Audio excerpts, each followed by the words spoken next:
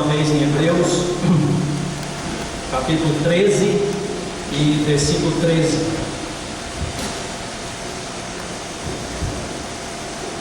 Hebreus, capítulo 13, versículo 13. Saiamos, pois, a ele fora do arraial, levando o seu vitupério. Primeira parte, nós pensamos sobre a nossa atração a Cristo, saindo a Ele. Não foi possível entrar em detalhes, mas eu mencionei o fato de nós sairmos a Ele fora do arraial, não só Ele sendo o centro da nossa reunião, mas também um contraste entre uma igreja de Deus e a cristandade. E também mencionamos em passagem o custo de tudo isso. Saiamos a Ele fora do arraial, levando o seu vitupério. Agora eu queria destacar essa palavrinha, pois. Saiamos, pois, a Ele.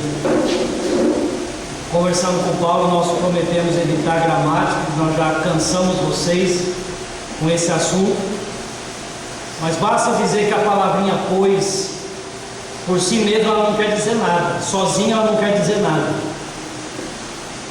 mas numa frase ela é um aviso para você parar e pensar um pouco. Se você caísse de paraquedas aqui nesse versículo e lesse: saiamos a ele fora do arraial, levando o seu vitupério, você poderia aprender muita coisa disso. Mas essa palavrinha pois, ela diz: olha, peraí, isso aqui não é uma frase isolada, não é um pensamento avulso, isso aqui está baseado no que veio antes. Essa exortação é consequência de tudo que eu tenho dito desde o capítulo 1, versículo 1, diz o autor dessa epístola. Eu queria agora pensar um pouquinho, resumidamente, sobre o contexto dessa exortação. Saiamos a ele fora do arraial, levando o seu vitupério. Por quê? Deus usou essa epístola inteira para nos mostrar por quê. A epístola inteira apresentando para nós as belezas de Cristo para nos atrair a Ele. E eu queria ler muito nesse livro agora, talvez ler mais até do que comentar possivelmente.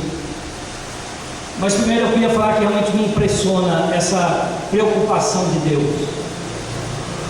Ele não precisa fazer isso. Ele é Deus e nós somos os servos. É só Ele dizer: saia fora do arraial. Senhor, por quê? Porque eu estou mandando, eu sou Deus, saia. Ele não tem que explicar nada. Mas é uma característica da palavra de Deus. E é uma característica de Cristo como sumo sacerdote, que Ele se preocupa em nos atrair a Ele, em mostrar para nós o que nós somos cegos demais para enxergar. É como se Ele viesse com um colírio limpando o nosso olho. Eu quero que você veja, eu quero que você enxergue melhor as belezas de Cristo. E Ele passa essa epístola dividida entre dois assuntos, avisando sobre o perigo de não seguir a Cristo. É impressionante quantas passagens dessa epístola são de aviso. Ele começa no comecinho do capítulo 2, primeiros 4 versículos são um aviso solene. Capítulos 3 e 4 quase inteiros são avisos solenes. Parte do capítulo 5, capítulo 6 inteiro. Parte do capítulo 9, 10. Mais para frente ele volta a tornar nesse assunto, avisando: olhe para Cristo, considere a Ele, abra os olhos e veja Ele. E junto com esses avisos tem esses incentivos tão gloriosos. Como eu mencionei na primeira parte, tem coisa demais aqui de Cristo para nós tentarmos entender numa pregação só. Eu e você podemos passar o ano inteiro estudando esse livro, aprendendo mais sobre ele. Mas o que se destaca entre os títulos dele é esse título tão precioso para nós que estamos aqui na terra: sumo sacerdote. Os judeus tinham os seus sumos sacerdotes. Cristo é um sumo sacerdote infinitamente superior. E eu queria pouco tempo, no máximo até as 7h30, se eu não tiver terminado eu encerro. Vai ser suficiente para como disse nosso irmão Paulo, despertar o interesse de quem quiser aprender mais. A Epístola aos Hebreus, o que ela fala sobre Cristo é precioso. Eu quero destacar 4 aspectos de Cristo como sumo sacerdote, que são apresentados aqui. Depois de Atos, a única outra vez que você encontra a palavra sumo sacerdote no Novo Testamento está em Hebreus. Algumas vezes ela é aplicada aos judeus, 10 vezes ela é aplicada a Cristo. Cristo é o nosso sumo sacerdote. Ele é apresentado na glória da sua pessoa. Quem é esse sacerdote? Ele é apresentado na superioridade do seu sacerdócio. Não é um sacerdote segundo a ordem de Arão, é segundo a ordem de Melquisedeque. Ele é apresentado em relação ao santuário superior onde ele serve, não o tabernáculo aqui na terra, o próprio céu. Finalmente ele é apresentado na superioridade do sacrifício que ele ofereceu. Quantos milhões de sacrifícios os sacerdotes, segundo a ordem de Arão, ofereceram? O Senhor Jesus, com um único sacrifício, ele aniquilou o pecado. Pense usar a palavra do nosso Senhor, na dinamite desse poder, de um único sacrifício aniquilando a questão do pecado. Mas como eu prometi, vamos ler, começando no capítulo 1, e nos primeiros 4 capítulos de Hebreus, nós vemos a glória da pessoa do nosso sumo sacerdote. E eu quero destacar um contraste que temos nos capítulos 1 e 2. Hebreus 1 e 4.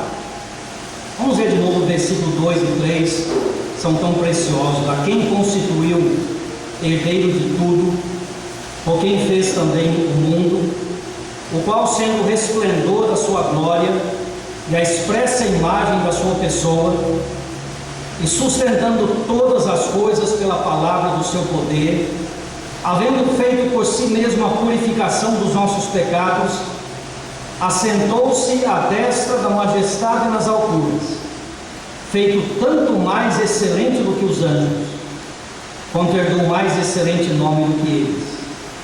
Agora veja o capítulo 2, versículo 9. Vemos, porém, coroado de glória e de honra aquele Jesus que fora feito um pouco menor do que os anjos, por causa da paixão da morte, para que pela graça de Deus provasse a morte por todos. É um mistério. Ele era tão superior aos anjos que não há nem comparação, mas ele foi feito menor do que os anjos. É o contraste entre a sua divindade e a sua humanidade. Capítulo 1 destaca a divindade do Senhor. Capítulo 2 destaca a sua humanidade.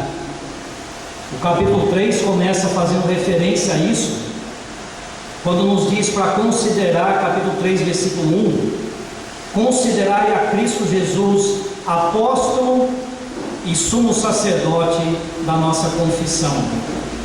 Ele é apresentado como apóstolo no capítulo 1. Ele veio da parte de Deus para revelar Deus aos nossos corações. A palavra apóstolo quer dizer um enviado. Deus enviou o seu Filho a esse mundo, para que o seu Filho mostrasse para nós quem é Deus. Ele é a expressa imagem da pessoa de Deus. E ele, como apóstolo, veio até aqui e nos revelou a Deus. Mas ele é também sumo sacerdote. Voltou para os céus e lá ele nos representa. E não é uma coincidência que o Espírito Santo levou o escritor a destacar a divindade e a humanidade dele nesse assunto. Porque quando nós paramos para pensar nisso, esse é o sumo sacerdote que precisamos. Como diz o capítulo 7, nos convinha tal sumo sacerdote. Não um sumo sacerdote como Arão, mas como esse. Veja o capítulo 2, versículo 17. Por isso, convinha que em tudo fosse semelhante aos irmãos, para ser misericordioso e fiel sumo sacerdote naquilo que é de Deus, para expiar os pecados do povo, porque naquilo que ele mesmo, sendo tentado, padeceu, pode socorrer os que são tentados. É quase inacreditável ler essas palavras que nós lemos. O Senhor Jesus feito semelhante aos irmãos. Se você ler um pouquinho para trás, no capítulo 2, você vai ver que ele não se envergonha de nos chamar irmãos. Nós o chamamos de Senhor, e ainda é pouco, por causa da glória dele. Mas ele não se envergonha de nos chamar irmãos. E ele foi feito semelhante aos irmãos, semelhante a nós. Para quê? Para poder ser um fiel sumo sacerdote. Porque naquilo em que ele foi tentado, ele pode socorrer os que são tentados. Pense no que quer dizer um sumo sacerdote, um representante. Pense no aspecto material primeiro, para fazer uma comparação. Se os habitantes daqui de Santa Cruz das Palmeiras quisessem alguém lá em Brasília para representá-los, quem seria a pessoa mais indicada? Talvez algum cidadão daqui diria: alguém que tem livre acesso ao presidente, alguém que o presidente ama, que o presidente respeita. Tudo bem, teria acesso ao presidente, mas ele não sabe o que nós precisamos. Então, um cidadão da terra, alguém daqui, que sabe o que nós sofremos, o que nós precisamos. Muito bom, mas o presidente não conhece ele, e daí? O ideal seria alguém com as duas características.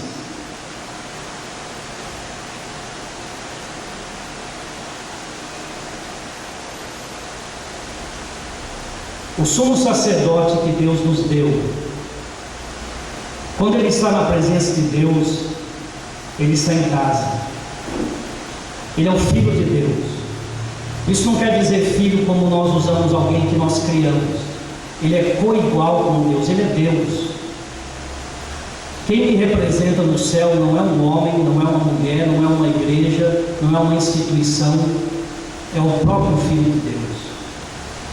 Ninguém tem mais direito de estar ali. E isso é glorioso.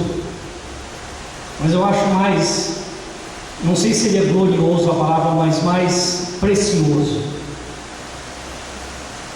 lembrar que ele é um homem também, como os irmãos. Talvez você está sentado no banco da cadeira desde as 2:30 da tarde. Isso é cansativo ficar aqui ouvindo esses homens falando. O Senhor Jesus foi criado em Nazaré. Pelo menos todos sabem, ele na sinagoga. Eu ouvi um fariseu lendo, talvez com entonação monótona, a lei de Deus, lendo daquela forma cansativa, e via toda aquela hipocrisia religiosa, e ele foi criado no meio daquilo. Ele sabe o que é viver aqui na terra. Ele sabe as necessidades que você tem. A revista O Caminho, que foi distribuída hoje, tem um artigo que fala sobre os segredos do coração. Ninguém sabe a dor que eu sinto. Ninguém sente a alegria que eu sinto. Isso é verdade de nós aqui na terra, mas o Senhor sabe. Como Deus que me criou, Ele sabe tudo o que eu penso. Como o homem que viveu aqui, ele experimentou tudo que eu experimentei. Eu não li, mas eu gostaria de ler agora, capítulo 2, versículo 10. Porque convinha que aquele para quem são todas as coisas, e mediante quem tudo existe, trazendo muitos filhos à glória, consagrasse pelas aflições o príncipe da salvação deles. O Senhor é o nosso sumo sacerdote, Ele é também o nosso sumo salvador. Ele foi consagrado pelas aflições. Por quê? Para que Ele pudesse ser um sumo sacerdote misericordioso. E eu digo de novo, Deus não precisa disso. Ele não precisa fazer isso. Ele não precisa nos dar esse carinho. Tratar-nos como escravos já seria mais do que nós mereceríamos. Mas o Filho de Deus voluntariamente se sujeitou às aflições de uma vida aqui na terra. Só para poder me encorajar durante esse pouquinho de tempo que eu passo aqui. Eu vou ter a eternidade toda para esquecer da vida aqui na terra. Essa vida não é nada, é poucos anos. Mas Ele está preocupado em aliviar o meu sofrimento durante esses poucos anos. Um sumo sacerdote que na sua pessoa é absolutamente glorioso. Deus, verdadeiramente Deus, a expressa imagem da sua pessoa, mas um verdadeiro homem, maior do que os anjos e menor do que os anjos. Os primeiros capítulos falam sobre essa perfeição do sacerdote que temos. Os capítulos 5, 6 e 7 apresentam a perfeição do sacerdócio dele. E 6 vezes nesses capítulos você vai ler a expressão segundo a ordem de Melquisedeque. Capítulo 5, versículo 6: Tu és sacerdote eternamente, segundo a ordem de Melquisedeque. Versículo 10: Chamado por Deus sumo sacerdote, segundo a ordem de Melquisedeque. Capítulo 6, versículo 20: Jesus, nosso precursor, entrou por nós, feito eternamente sumo sacerdote, segundo a ordem de Melquisedeque. Capítulo 7, versículo 11, o final do versículo: Se levantasse outro sacerdote, segundo a ordem de Melquisedeque. Versículo 17: Tu és sacerdote eternamente, segundo a ordem de Melquisedeque. Final do versículo 21: Tu és sacerdote eternamente, segundo a ordem de Melquisedeque. Quase fica repetitivo: sacerdote eternamente, segundo a ordem de Melquisedeque. Eu não sei se todos aqui já ouviram falar de Melquisedeque. Talvez não, porque ele é mencionado tão pouco na Bíblia.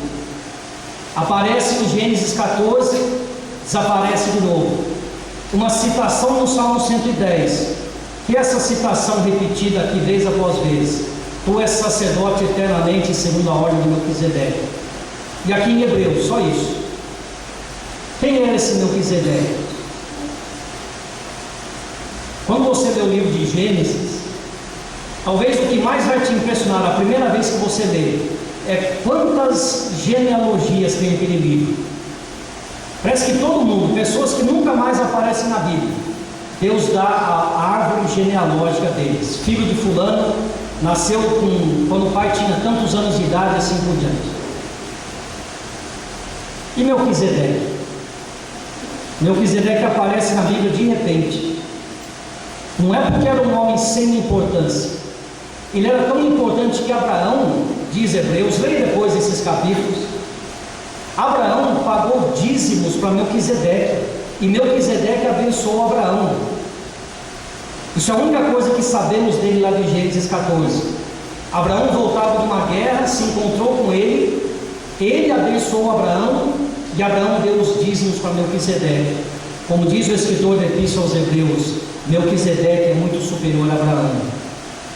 Superior a Abraão. E nós não sabemos quem era o pai, quem era a mãe, quando ele nasceu, onde nasceu, quantos anos viveu. Só sabemos que era Melquisedeque, que quer dizer rei de justiça. E era também rei de Salém, que quer dizer rei de paz. Quem prestou atenção lendo o nosso irmão falando de justiça e paz, se encontrando, se abraçando e tendo comunhão? Cristo é aquele que manifesta justiça e paz. E você percebe nisso aqui, abrindo um pequeno parênteses. Quando Moisés sentou para escrever o livro de Gênesis, o Espírito Santo inspirou ele a escrever como escreveu. Moisés não sabia nada sobre Hebreus. Moisés não sabia do Salmo 110. Mas Deus já tinha esse plano. Melquisedeque vai ser uma figura de Cristo. Então eu não posso apresentar a genealogia dele. Melquisedeque teve pai, teve mãe, teve princípio de dias, teve morte. Mas no relato da Bíblia não tem nada disso. Ele parece que é eterno. Ele aparece na Bíblia e não sabemos de onde veio. Parece ser eterno. E foi assim que Deus apresentou a figura do seu filho.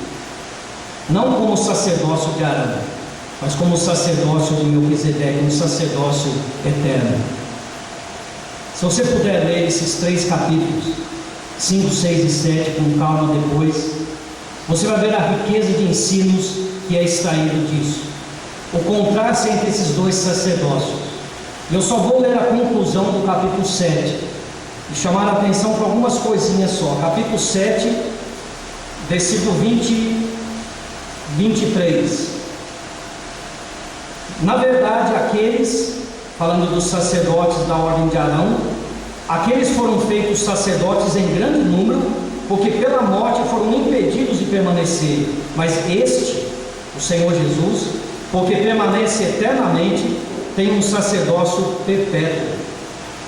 Portanto, pode também salvar perfeitamente os que por ele se chegam a Deus, vivendo sempre para interceder por eles.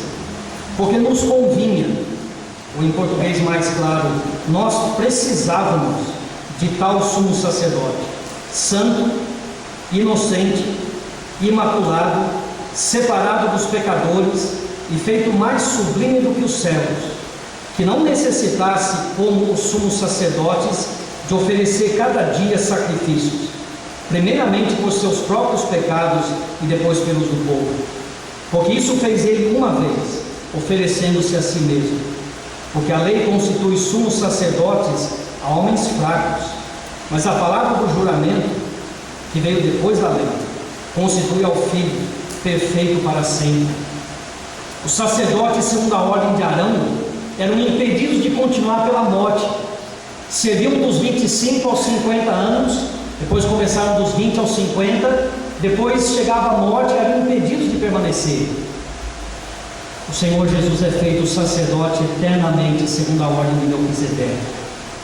Os sacerdotes, segundo a ordem de Arão, ofereciam sacrifícios pelos seus próprios pecados, depois pelos pecados do povo. O Senhor ofereceu a si mesmo como um sacrifício. Ele pode salvar perfeitamente os que por ele se chegam a Deus. Essa ordem de sacerdotes é completamente diferente da ordem de Arão. A ordem de Arão, que para aqueles judeus do primeiro século talvez representava tanta coisa, só representava, era só uma figura. Cristo é a realidade. O que aqueles sacerdotes repetidas vezes faziam como figura, Cristo fez uma vez, como uma forma permanente de cumprir a vontade de Deus. E ele permanece um sacerdote eternamente, segundo a ordem de Melquisedeque. Mas tem mais, porque entrando no capítulo 8, nós vemos um outro contraste precioso. Capítulo 8, versículo 1. Ora, a suma do que temos dito, o resumo, é que nós temos um sumo sacerdote tal, que está sentado nos céus, à destra do trono da majestade. Só abrindo um parêntese, eu já mencionei na outra pregação, capítulo 1, versículo 3, o Senhor sentou-se à destra da majestade nas alturas. Capítulo 10, versículo 12, assentado à destra de Deus. Capítulo 12, versículo 2, assentou-se à destra do trono de Deus. Essa é a posição dele, assentado lá nos céus. Agora veja o versículo 2 de Hebreus 8. Ministro do santuário e do verdadeiro tabernáculo, o qual o Senhor fundou, e não o homem.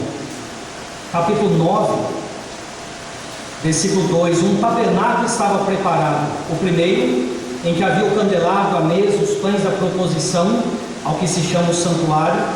Mas depois do segundo véu estava o tabernáculo, que se chama o Santo dos Santos, versículo 9, que é uma alegoria para o tempo presente, em que se oferecem dons e sacrifícios que, quanto à consciência, não podem aperfeiçoar aquele que faz o serviço.